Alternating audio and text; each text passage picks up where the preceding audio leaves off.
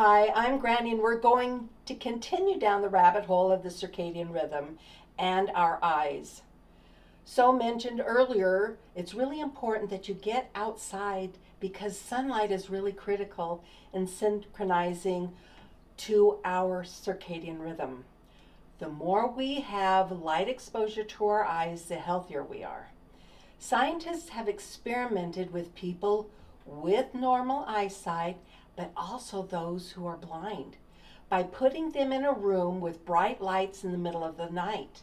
The experiment proved that exposure to bright light will interfere with people and their sleep wake cycle, including people who are blind. To me, that is amazing. And it makes me want to go down that rabbit hole because what is it about light that a blind person's body will respond to even though they can't see? Scientists have found that each of us has about 5,000 melanopsin or blue light sensors in our eyes. When these blue light sensors are exposed to light, especially sunlight, messages are sent to different parts of our brain to start waking us up, tuning our internal clock to local time. Think about jet lag.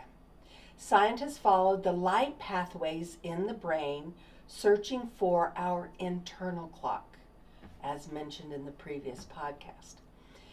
The clock, it has been found, and it is located at the end of the optic nerves at the base of the brain, and they are two yellow structures called suprachiasmatic nucleus, or sometimes called the master clock. They are found in the hypothalamus.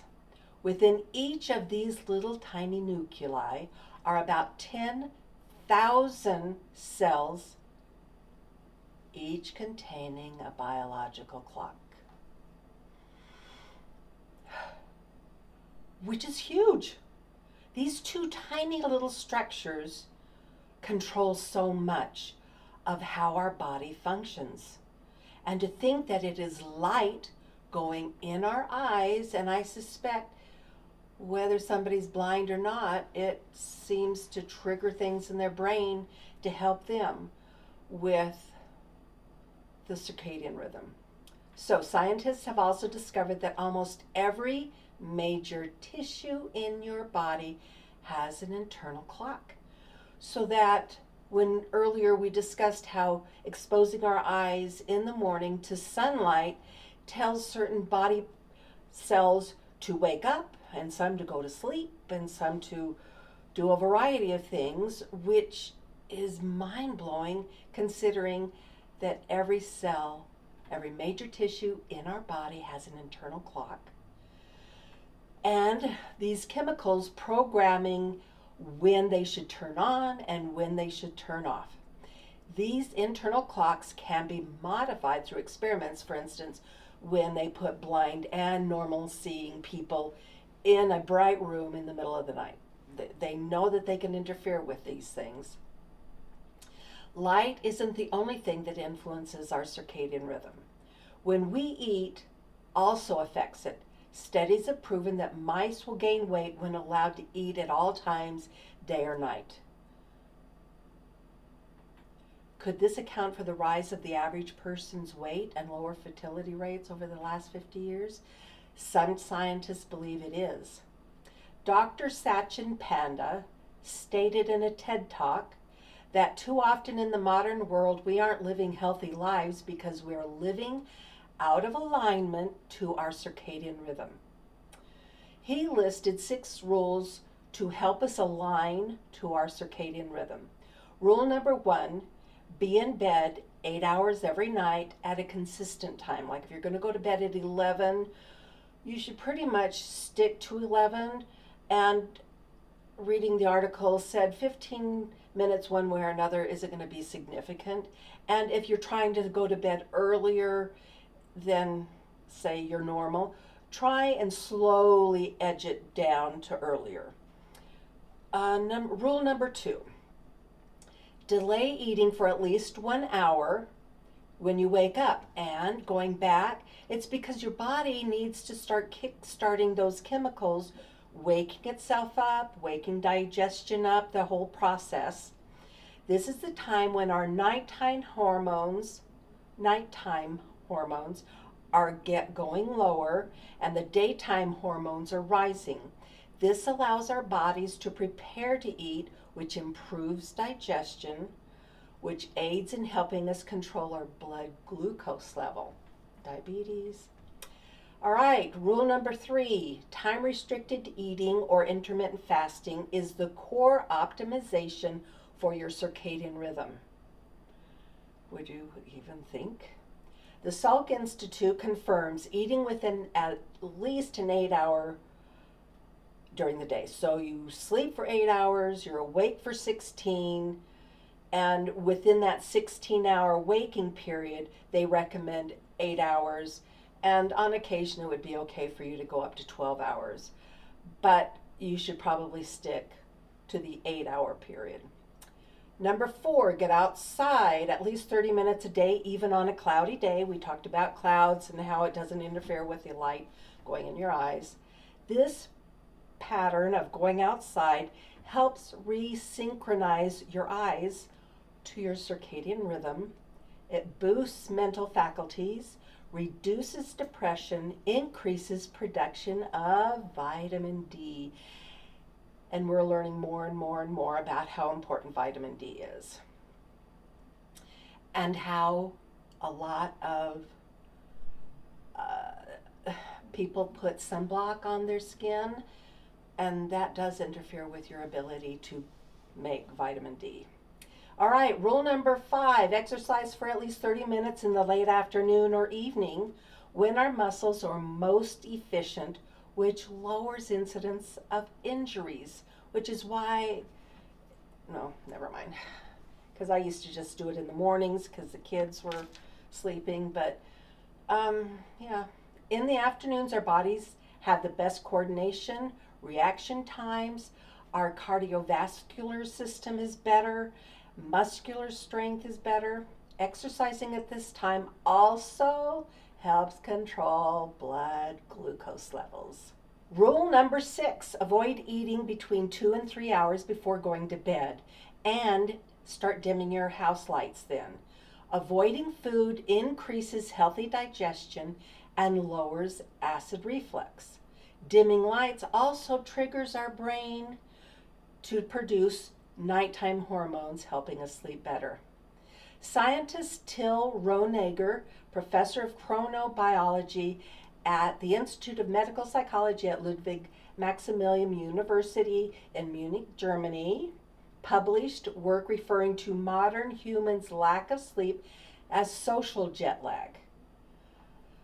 Social jet lag results in obesity, lowered cognitive performance, and disruptive sleep, and he blames artificial light. Dr. Andrew Huberman, professor of neurobiology and ophthalmology, as mentioned in the previous podcast, he suggests never, ever, ever, ever using melatonin because it suppresses your body's production of melatonin and it causes a variety of other health issues. According to Dr. Huberman, he said that as a student, he was on a team that experimented with melatonin on Siberian hamsters. When giving these hamsters melatonin, they lost their fertility, both the male and females. And he suggests, and I recommend going to his website, other healthier ways of helping you sleep.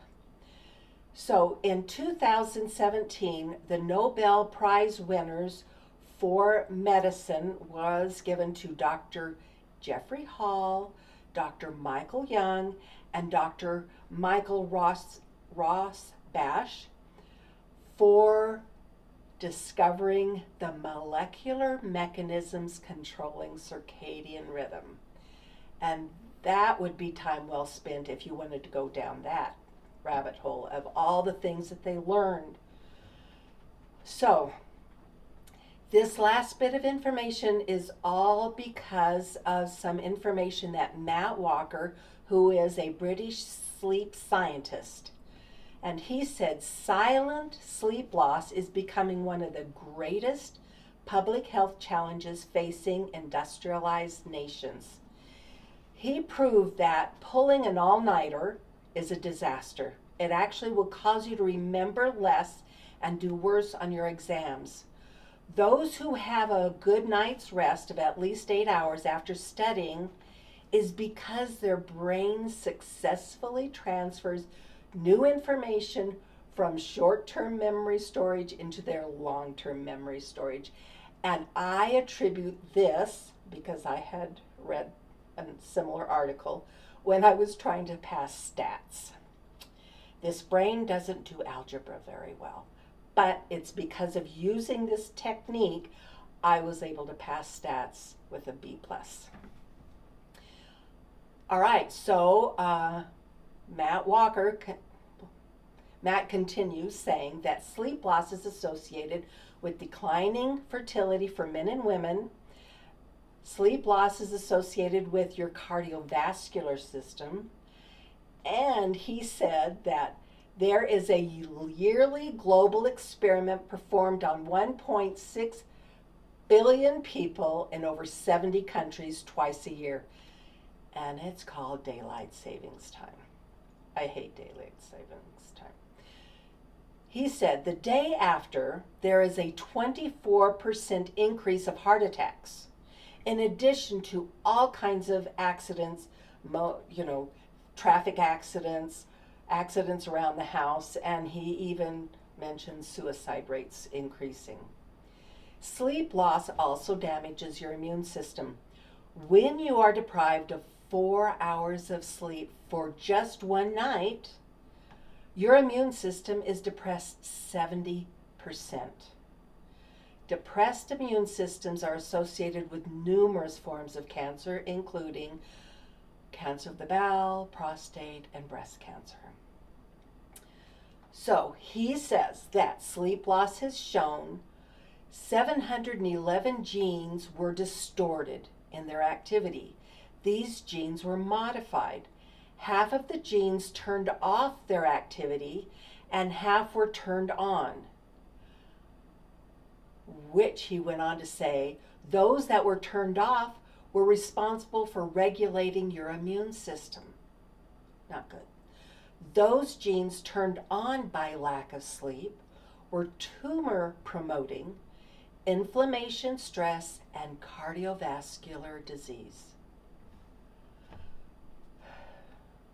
So, Matt Walker says, sleep is a critical biological necessity, not a luxury. And I encourage all of us to refuse to participate in social jet lag. Thanks for joining me, learning about our circadian rhythm, which is really critical for health. Please like and share, and join me next time when Granny goes down the rabbit hole of lightning.